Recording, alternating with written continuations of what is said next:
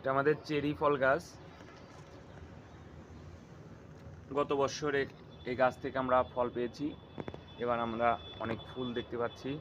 গাছটার তেমন যত্ন নেওয়া হচ্ছে না আমাদের, সেই একই প্রসেস।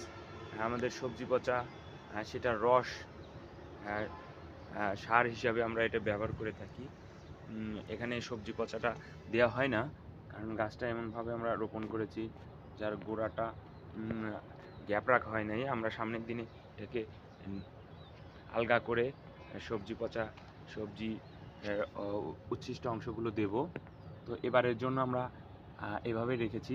অনেক ফুল হয়েছে, আপনারা দেখতে পাচ্ছেন, অনেক ফুল হয়েছে।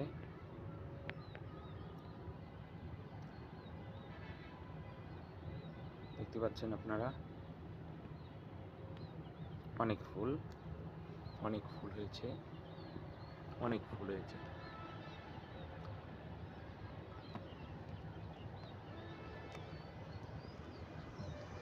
দেখতে পাচ্ছেন ফুলগুলো অনেক সুন্দর, কালারটা অনেক সুন্দর হয় ফুলের।